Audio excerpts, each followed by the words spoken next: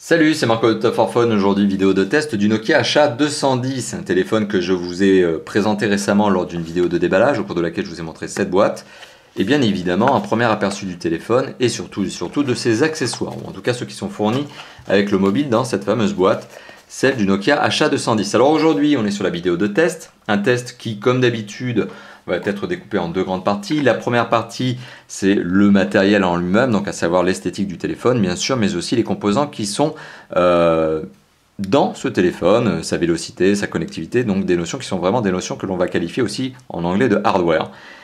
Par opposition donc à la deuxième partie de cette vidéo qui elle va être basée sur le système d'exploitation, les applications qui sont natives et plus largement l'usage que l'on peut avoir de ce téléphone. Donc les deux grandes parties classiques désormais chez Top for Phone, à la fin desquelles, donc de ces deux grandes parties, nous retrouverons ni plus ni moins qu'une conclusion au cours de laquelle on se dira si oui ou non c'est un mobile qu'il faut acheter.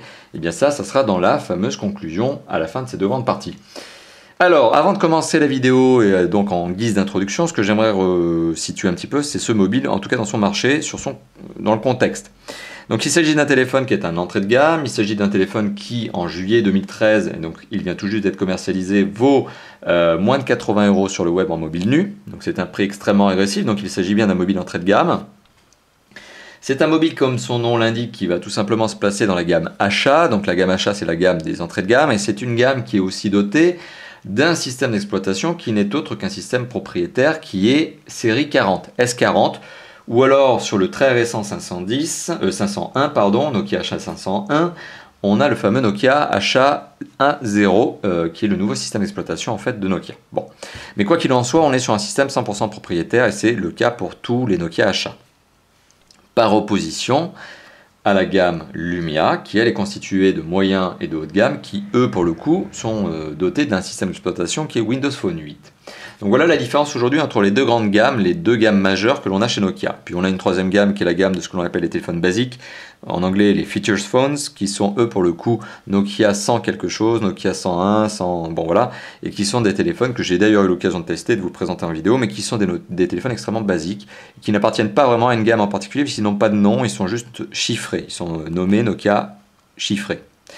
Voilà, donc c'est les trois différentes gammes que l'on a, mais l'essentiel est de savoir qu'on a surtout la gamme HA, la gamme Lumia. Alors la gamme HA, elle se refond un petit peu, notamment en termes de design, et c'est ce que l'on va voir tout de suite. Donc c'est la première partie de la première partie, c'est l'esthétique du téléphone.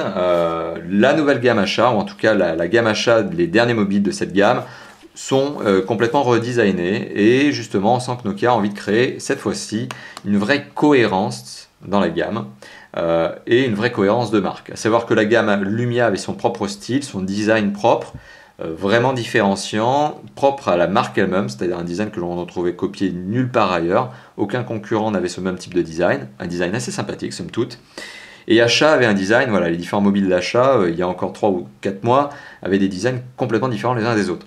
Là pour le coup on a eu un 501, un 210 et puis d'autres qui sont voilà, basés maintenant désormais sur le même style et un style qui d'ailleurs pour le coup se rapproche énormément du style Lumia. Bon, alors si on fait le petit tour du propriétaire, si on regarde ce à quoi ressemble ce téléphone, alors sur sa face avant on a un écran de 2,4 pouces, lequel est surmonté ici du marquage Nokia et lequel est lui-même surmonté de l'écouteur. Donc ça c'est la première chose. En dessous de cet écran, on retrouve une série de boutons ici, dont notamment le bouton de raccourci, assez intéressant, alors j'espère qu'on va faire un focus avec la caméra, oui, qui est le bouton de l'application Facebook, puisque voilà, vous avez donc un raccourci direct vers l'application Facebook, sur laquelle on reviendra d'ici quelques instants. Et en dessous de ces quelques touches de raccourci, on retrouve le clavier, c'est là la grande originalité de ce téléphone, un clavier AZERTY, pour les marchés francophones, bien sûr, sachant que ce téléphone existe aussi en clavier QWERTY. Bon, ça c'est la petite parenthèse. Ici, on a quand même un clavier qui est destiné au marché français, donc AZERTY. Donc ça, c'est sur sa face avant. Il s'agit donc d'un smartphone non tactile, parce que là, on a beau appuyer sur l'écran, ça ne marche pas, mais doté d'un clavier physique AZERTY avec un pad au centre 4 directions. Bon, voilà. Un design sympathique en soi. Si on fait le tour du propriétaire, donc si on poursuit sur son côté gauche, absolument rien à noter. Sur le bas, même chose. Sur le côté droit, rien du tout.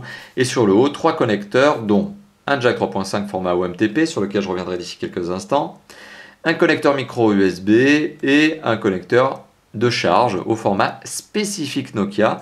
Et à savoir notamment que le chargeur qui est fourni dans la boîte du Nokia HA210 et celui qui va justement se brancher ici, donc sur le format spécifique Nokia, et non pas sur le format micro USB, qui pour le coup peut pourtant servir de chargeur et de synchroniseur. En tout cas, on peut synchroniser son mobile avec ça.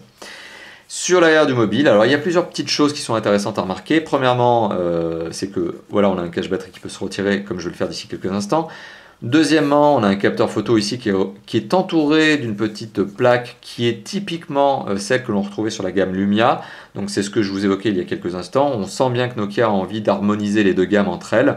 Déjà, au sein de la même gamme, d'harmoniser le design, et au sein des deux gammes, d'harmoniser le design également. Donc là, on a un style qui se rapproche énormément de celui des Lumia. On a également en dessous un écouteur, donc voilà, derrière cette petite grille. À noter, avant de faire justement de retirer le cache batterie, que ce téléphone est décliné en 5 versions couleurs. Donc ici on a le bleu cyan, qui est une couleur extrêmement flashy. On a le rose fuchsia. Ces deux couleurs que je viens d'indiquer sont des couleurs historiques chez Nokia, des couleurs exclusives. On a également du jaune et on a des couleurs un peu plus passe-partout qui sont le noir et le blanc.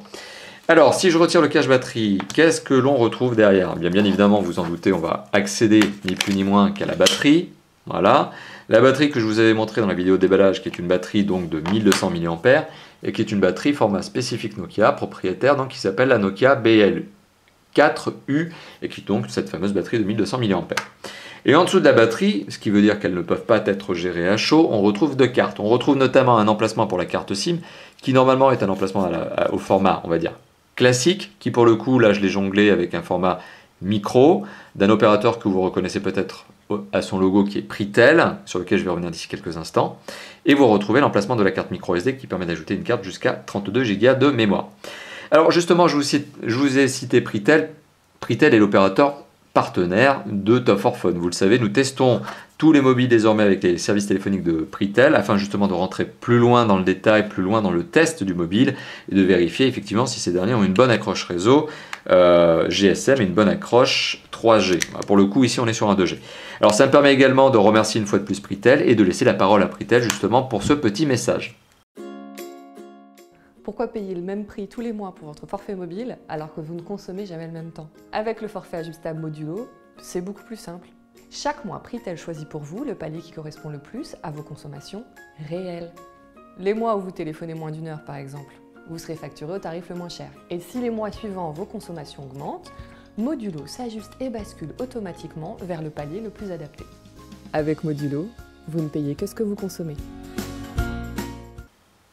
Merci donc à Pritel d'être encore une fois de plus notre partenaire. Je tiens véritablement à insister sur ce point. C'est grâce à Pritel que l'on peut tester les téléphones autant en avant, pardon.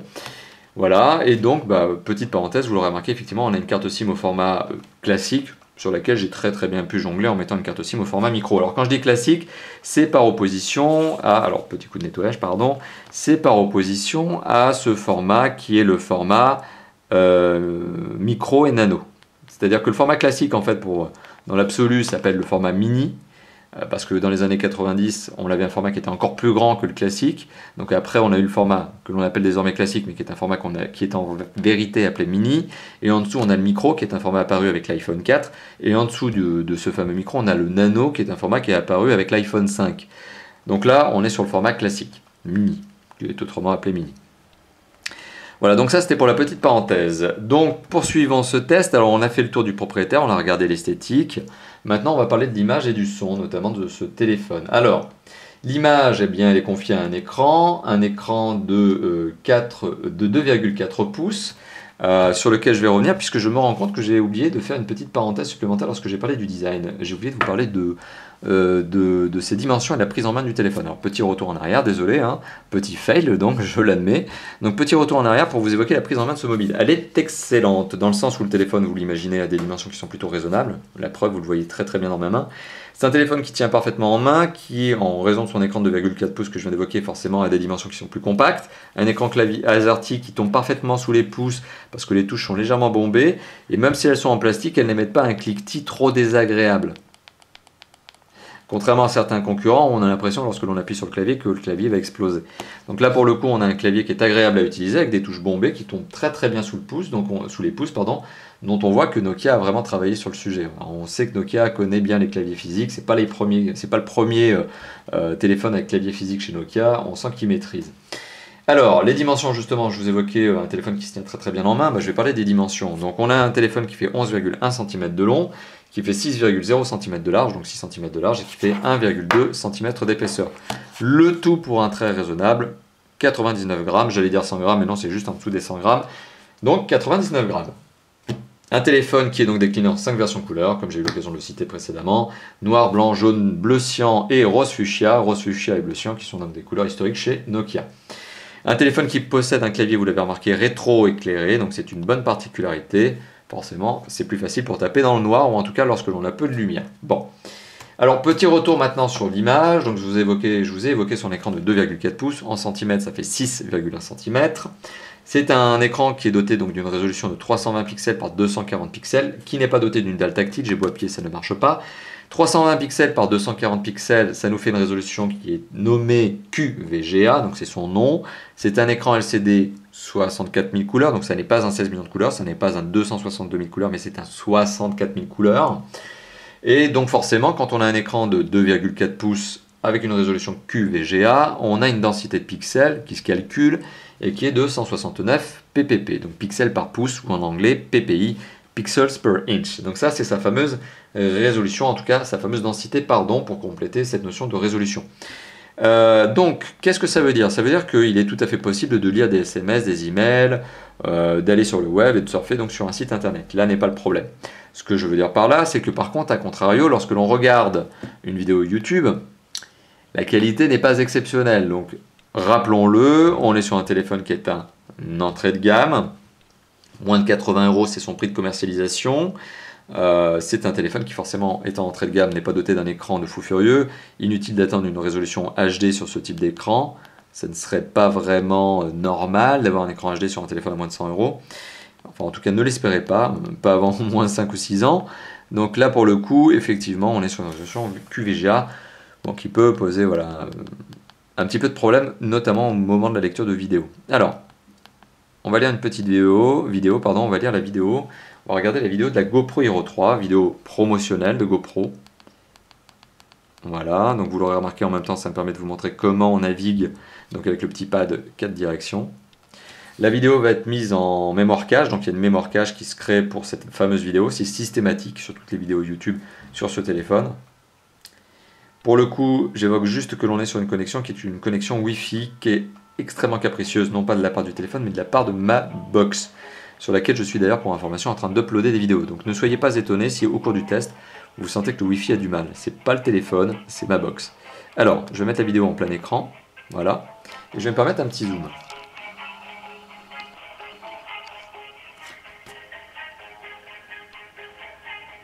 Voilà, donc on remarque effectivement les pixels, la densité de pixels étant insuffisante pour ne pas les voir à l'œil nu. Donc on les voit à l'œil nu, effectivement, 169 ppp. Et la qualité de la vidéo, vous le voyez vous-même, elle n'est pas transcendante. Donc le gros défaut de ce téléphone, finalement, c'est cette fausse illusion que vous pourriez avoir en termes de lecture de vidéo, dans le sens où oui, vous avez une application qui est YouTube, mais dont on aurait pu espérer une qualité meilleure. Mais rappelons-le, on a une résolution de 320 par 240 pixels. Dans l'absolu, on ne pouvait pas vraiment attendre mieux. Bon, trêve de parenthèse, fin de cette parenthèse. Ça, c'était pour l'écran. Sinon, pour la lisibilité des autres informations, donc comme je vous l'ai évoqué, SMS, etc., pas de problème. Alors, sur le son, donc je vous ai montré le son procuré par le haut-parleur, mais on va quand même écouter un petit titre MP3 parce que la vidéo YouTube n'était pas très flatteuse pour le son de ce haut-parleur. Donc on va lancer un petit titre MP3, ce qui me permet d'ailleurs de vous montrer qu'on a bien un lecteur MP3, mais on a bien aussi une radio FM. Alors pour le coup, la radio FM, voilà, qui nécessite que l'on branche le kit piéton en guise d'antenne, pardon. Sinon, on ne peut pas s'en servir. Alors, je vous ai évoqué le lecteur MP3, donc on va lancer un petit titre de Linkin Park. Les connaisseurs l'ont reconnu notamment avec le nom de l'album. Alors on est sur un son qui peut être très très puissant. Il faut savoir que le téléphone a un haut-parleur qui est réglable sur 10 niveaux, et le son est extrêmement puissant. Alors par contre, il manque de basse, mais je le trouve pas mauvais.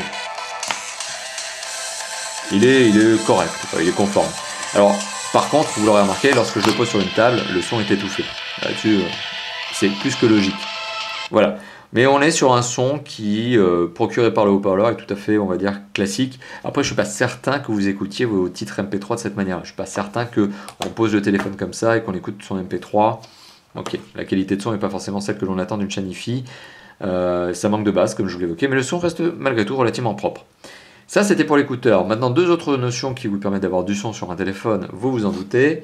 Le haut-parleur, pardon, donc l'écouteur. L'écouteur donne un son qui est de qualité tout à fait convenable lorsque vous êtes en conversation téléphonique. Là-dessus, il n'y a pas vraiment de problème. Et le jack 3.5. Alors, le jack 3.5, particularité, il y a deux normes de jack 3.5. Il y a la norme OMTP, la norme CTIA. Il faut savoir que Nokia a retenu sur ce téléphone la norme OMTP. Donc, à savoir que le kit piéton qui est fourni avec le téléphone est bien évidemment, vous vous en doutez, à la norme jack 3.5 OMTP, mais il y a une autre norme donc, qui est la CTIA. Si jamais vous deviez brancher, c'est ce que j'ai fait comme test notamment avec les écouteurs de mon Nexus 4 qui est mon téléphone perso, si vous deviez brancher les écouteurs de votre Nexus 4 qui est en CTIA sur ce téléphone, vous auriez un son extrêmement étouffé, notamment sur la voix et sur les aigus. C'est voilà, c'est là l'intérêt du respect des différentes normes OMTP, CTIA. C'est exactement la même chose si vous prenez un kit piéton de téléphone OMTP que vous le branchiez sur un téléphone CTIA. Ça sera exactement la même chose. Donc c'est valable dans les deux sens. Ça n'est pas un problème spécifique Nokia, c'est le respect des deux normes que je viens de vous évoquer.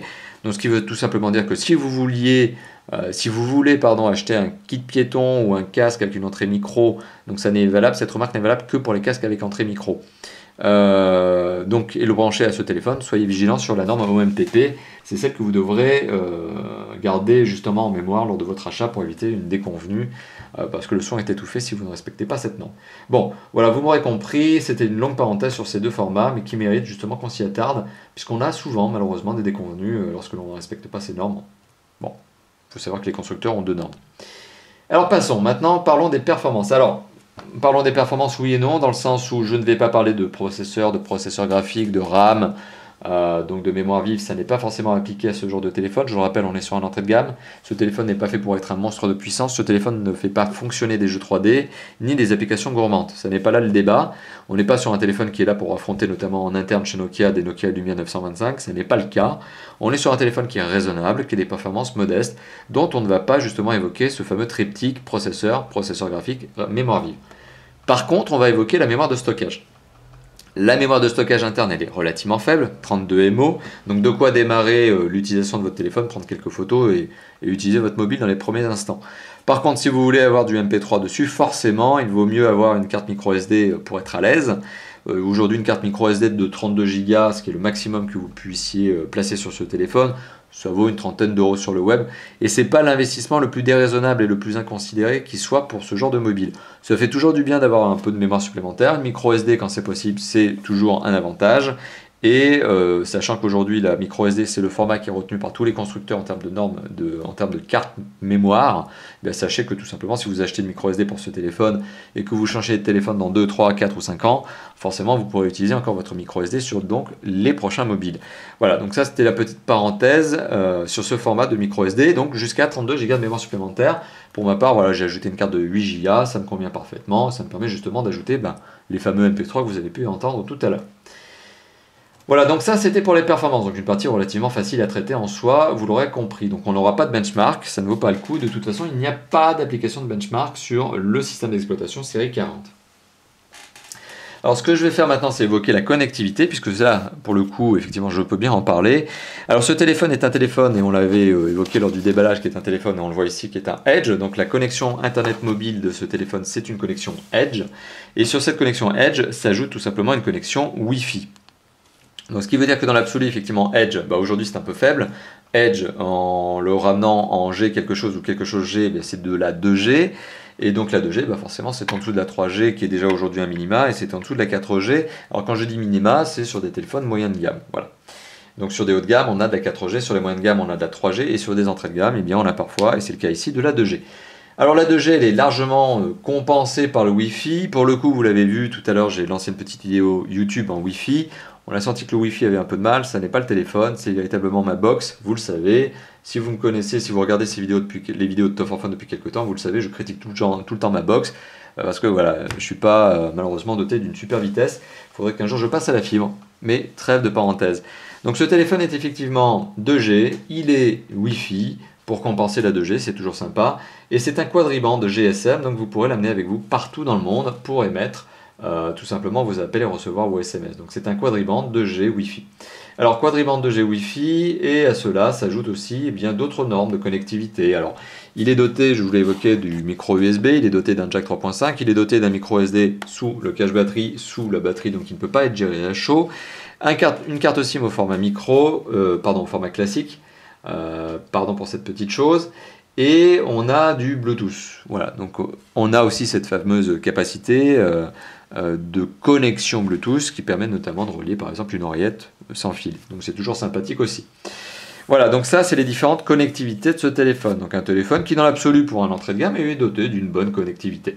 Sur l'accroche réseau, pas grand chose à dire, hein, rien à dire de négatif, au contraire le téléphone accroche bien un réseau GSM. J'ai pas noté de déconnexion intempestive ni au niveau du GSM ni au niveau du Wi-Fi. Donc là-dessus on est sur des bons respects de normes. Voilà. Donc ça c'était pour la connectivité, ce qui clôt finalement la partie matérielle de cette vidéo de test. Donc c'est la première partie de cette vidéo qui s'achève ainsi. On va donc passer à la deuxième partie de la vidéo, deuxième partie qui porte donc sur le système d'exploitation, à savoir notamment, eh bien, tout simplement le système d'exploitation de ce téléphone qui est un S40, appelé également série 40, qui ressemble, qui ressemble un petit peu à son lointain cousin Symbian, qui pour le coup n'était pas forcément le système d'exploitation que je préférais sur les mobiles. Pour le coup S40 est par contre un système que j'apprécie beaucoup, dans le sens où il est simple d'utilisation, efficace, et voilà, plutôt intuitif. Là-dessus, il n'y a pas vraiment de travail, il n'y a pas vraiment de problème. Donc on sent par contre que Nokia a vraiment bien travaillé sur la simplification, l'utilisation, l'intuitivité de son système d'exploitation. Un système qui est découpé en plusieurs sous-menus, donc dont le menu est découpé en plusieurs sous-menus. Donc on a ni plus ni moins qu'Internet, qui permet d'aller, comme son nom l'évoque, sur Internet. Donc c'est un navigateur Internet. Voilà, donc là je l'ai branché, je l'ai relié. Bon, un navigateur Internet sur lequel vous pouvez taper une adresse et sur lequel vous pouvez bien évidemment aller sur le site par exemple de Nokia. Bon, ok, la version Mobi d'ailleurs de Nokia, c'est ce qui est évoqué, c'est nokia.mobi. Ok, donc on va laisser charger. Encore une fois de plus, mon Wi-Fi est capricieux. Je suis en train, je vous l'évoque de nouveau, d'uploader des vidéos. Donc on peut avoir voilà, un petit peu de lenteur. Mais voilà, bon, ça se lit parfaitement. C'est ce que je vous évoquais tout à l'heure en lisibilité. On arrive parfaitement à lire les informations qui sont sur l'écran. Voilà. Alors particularité de ce fameux téléphone, c'est ce fameux navigateur. On a une fonction qui s'appelle Contact, qui est ni plus ni moins qu'un répertoire. Musique, qui est l'application que je vous ai montré tout à l'heure, qui permet de lire des MP3, mais aussi d'avoir la radio FM. Une fonction Agenda, qui n'est ni plus ni moins qu'un agenda. Une fonction Store, qui permet d'aller sur un espace de téléchargement, et donc de l'offre payante pour les séries 40. Voilà. Enfin, sur le système d'exploitation série 40. Voilà. Alors ça me permet aussi de vous montrer que vous avez vu, lorsque je sors d'une application comme celle-là, elle me demande si oui ou non je suis vraiment sûr. Bon, ok. On a messagerie qui n'est ni plus ni moins que les SMS, photo qui est la galerie photo, email qui vous permet de gérer votre boîte email, paramètres qui permettent de gérer l'ensemble des paramètres du téléphone, affichage, son, raccourci, puisque vous pouvez modifier les raccourcis qui sont présents sur le panneau d'accueil. Cadeaux, et bien tout simplement vous avez droit à des cadeaux. C'est pas mal parce que vous avez droit à des jeux gratuits. Alors notamment j'ai téléchargé deux petits jeux, j'ai téléchargé Flying Control ou Fly Control, je ne sais plus exactement le nom, c'est Flight Control, donc Flight Control. J'ai aussi téléchargé Need for Speed Shift, donc qui sont deux jeux qui sont gratuits. Donc vous avez voilà effectivement des petits cadeaux. C'est sympa, je suis en train de vous les montrer. On a BG World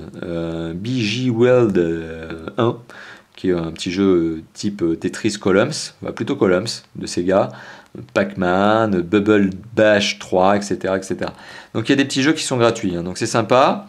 Bon esprit de la part de Nokia d'offrir voilà, une série de jeux. On a l'application Facebook sur laquelle je reviendrai d'ici quelques instants. L'application Application qui permet en fait d'avoir différents raccourcis vers d'autres outils. Ce serait plutôt outils qu'on aurait dû appeler ça. Enfin, Nokia aurait dû appeler ça plutôt outils que application. Dans lequel on retrouve les jeux, les réveils, calculatrices, galeries, dictaphone, etc. Le Affaire qui est une liste en fait. Et notes, bon. Ok, on a aussi l'application Autour. Autour est une application qui permet de savoir en fait qu'est-ce qu'il y a autour de vous. Donc il n'y a pas une puce GPS dans ce téléphone, mais en tout cas une fonction AGPS. Donc ce téléphone utilise les antennes GSM pour essayer de vous localiser. C'est une sorte de triangulation qui se passe. Et cette application vous permet donc l'application autour, vous permet de savoir ce qu'il y a autour de vous. Donc à savoir notamment les restaurants, les monuments, bon voilà, ce sont des petits voilà. Restauration, magasin, sortie, transport, effectivement tout ça, tout ce qui est autour de vous, c'est son nom qui l'évoque, autour, c'est pas pour rien. On a chat, qui vous permet de chatter. YouTube, qui est l'application que je vous ai montré tout à l'heure. WhatsApp, qui est une application qui permet d'échanger des messages, une sorte de chat finalement, mais gratuit, une sorte de logiciel d'envoi des SMS gratos. Appareil photo qui permet de prendre des photos avec l'appareil photo principal, donc de toute façon c'est l'unique, il n'y a pas de caméra frontale, de 2 mégapixels qui se situe à l'arrière du téléphone et qui prend des photos, forcément 2 mégapixels.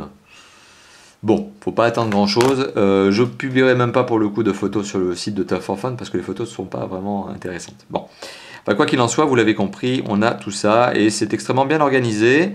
On peut modifier, je vous l'évoquais sur le panneau d'accueil, les différents raccourcis. Et on a une série de raccourcis, voilà, qui sont des raccourcis Facebook, navigateur internet, Twitter, etc. Bon.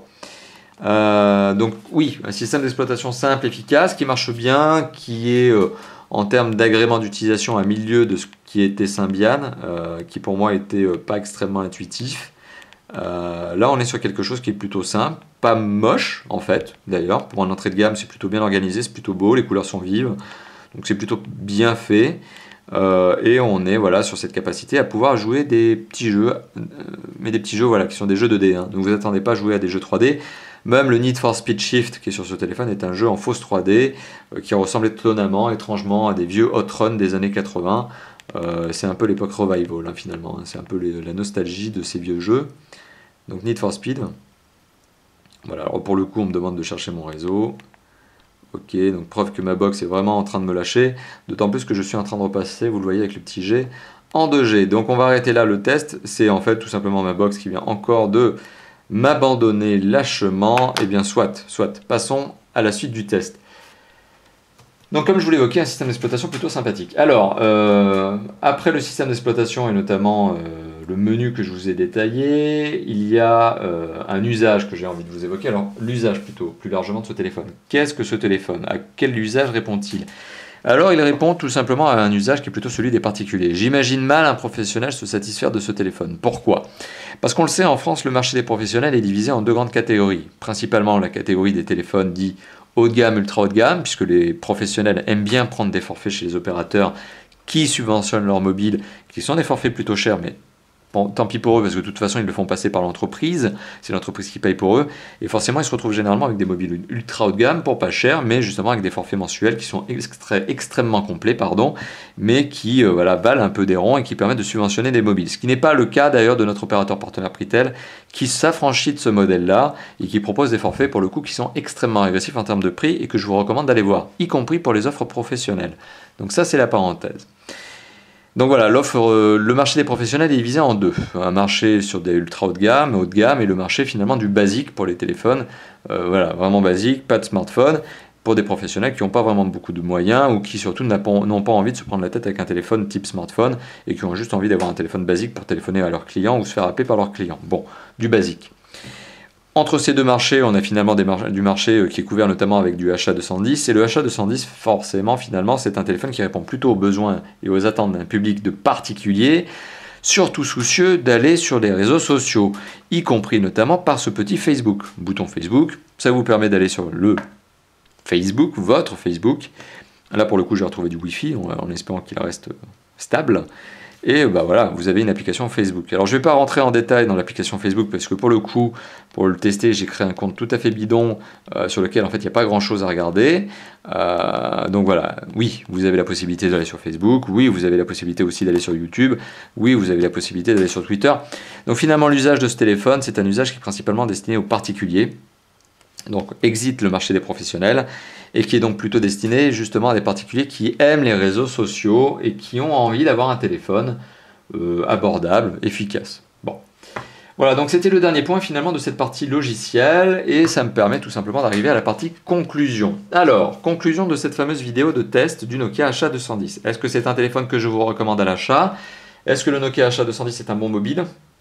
Eh bien, je vais répondre déjà à cette deuxième question. Est-ce que le Nokia HA210 est un bon mobile? Oui, c'est un bon mobile raisonnable. Alors, je réévoque son prix, j'évoque son prix de nouveau, de 80 €, pardon, moins de 80 €, j'allais dire 200, mais pas du tout. Moins de 80 €, c'est un lapsus pour le fameux Nokia HA210, ce qui fait qu'effectivement ce téléphone est bien placé en termes de prix. C'est un téléphone que je vous recommande à l'achat incontournablement si effectivement vous êtes à la recherche d'un téléphone pas cher, efficace, basé sur les réseaux sociaux et doté d'une qualité de fabrication typique Nokia. Vous le savez, Nokia sont des téléphones qui sont plutôt beaux, plutôt résistants. Alors certes, je vous déconseille de jeter ce téléphone au sol sur une surface notamment type béton parce que ça ne va pas lui faire du bien, mais c'est un téléphone qui voilà, fait robuste, tient bien en main, n'est pas souple, a un châssis rigide. Bon, c'est la force de fabrication, c'est la force de la qualité de fabrication, des standards de qualité Nokia. Nokia est un constructeur qui a bâti sa réputation sur ça, et Nokia est un constructeur qui est et reste fidèle à cette fameuse réputation de qualité de fabrication. Donc ça c'est le premier élément. On est sur un téléphone qui est donc doté d'un système d'exploitation sympa, des bonnes applications social media. Bon, le capteur photo, là, il est vraiment symbolique. C'est juste pour permettre à Nokia, il est là vraiment uniquement pour permettre à Nokia de dire qu'il y a un capteur photo et rien d'autre. Parce que pour le reste, franchement, 2 mégapixels, ça ne sert pas à grand chose.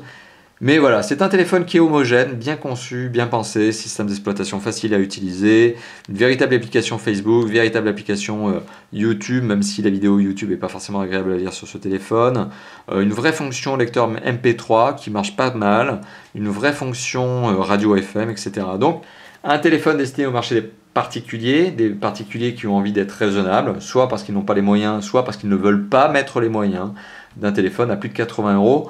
Donc oui, je vous recommande clairement ce téléphone si vous avez ce fameux budget de 80 € que je vous ai évoqué, ou dans ces eaux-là, hein, 80 à 100 € ou moins de 80 €. Bon, sachez que ce téléphone vaut 80 € sur le web en juillet 2013. Il y a de fortes chances que l'on perde encore quelques euros dans les mois à venir. Mais voilà, vous l'aurez compris, un téléphone que je vous recommande, puisqu'il est vraiment sympathique. Et son design est plutôt mignonné. Donc voilà, un téléphone compact que l'on a plaisir à utiliser. Un bon smartphone avec un clavier physique qui marche bien, qui tombe bien sous les pouces, qui fait pas de chip quand on appuie dessus. Alors certes, il y a un petit clic, mais c'est logique, puis ça confirme en fait votre saisie. Mais on n'est pas sur un téléphone qui grince, qui couine quand on l'utilise. Donc un bon téléphone, voilà. Conclusion positive donc, de ce téléphone que je vous recommande à l'achat sans aucun doute. Donc merci d'avoir visionné cette vidéo. Vidéo qui vous êtes peut-être, qui d'ailleurs est donc publiée sur YouTube. C'est peut-être d'ailleurs là où vous êtes en train de la regarder actuellement. Vidéo qui est également publiée sur notre site top-fort-fun.fr, une URL que vous voyez déjà en haut à gauche de cette vidéo depuis le début donc, de la vidéo. Donc je vous engage tout simplement à regarder également cette vidéo. En tout cas, pardon, ça à la regarder, vous êtes déjà en train de le faire, pardon, mais à commenter cette vidéo, pardon, donc plus précisément, et sur la chaîne YouTube et sur notre site top-fort-fun.fr, je le rappelle. Donc n'hésitez pas, lâchez-vous, mettez des likes si vous le voulez bien, partagez la vidéo autant que vous le voulez, faites-nous plaisir, c'est toujours sympa. N'hésitez pas également à nous rejoindre sur notre forum, notamment d'ailleurs puisqu'on a une section qui s'appelle « Quel téléphone choisir ?» Donc si vous avez encore des hésitations, si vous ne savez pas quel téléphone choisir, si vous avez un budget notamment, que vous ne savez pas vraiment quel téléphone justement vous conviendra au mieux, eh bien n'hésitez pas à nous poser vos questions sur cette fameuse section « Quel téléphone choisir ?» Et plus largement, sachez qu'on a d'autres sections, hein, il y en a près d'une vingtaine, des contributeurs lecteurs qui sont extrêmement réactifs, qui réagissent d'ailleurs souvent beaucoup plus fréquemment, beaucoup plus rapidement que les rédacteurs de Top for Fun eux-mêmes. Donc merci d'ailleurs à vous, merci à eux, et merci à vous si vous en faites partie justement de ces fameux contributeurs, membres du forum.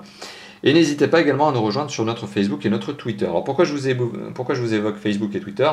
Bon voilà, tout simplement parce que oui, il y a un Facebook sur ce téléphone, non, ça c'était la petite trêve de plaisanterie, c'est tout simplement parce que Facebook me permet, alors là je cite mon cas personnel de testeur, donc pour Top for Fun, de vous donner mon planning de test, donc c'est sur Facebook que je vous donne le planning des prochains tests et des tests en cours pour Top for Fun, et Twitter et Facebook me permettent également de vous donner des informations de type flash news, donc quels sont les prochains mobiles qui vont sortir au sein d'un catalogue de constructeurs lorsque j'ai cette information, la baisse de prix d'un téléphone, etc., etc. Donc ce sont sur Facebook et Twitter que je vous publie des petits flash news. Voilà.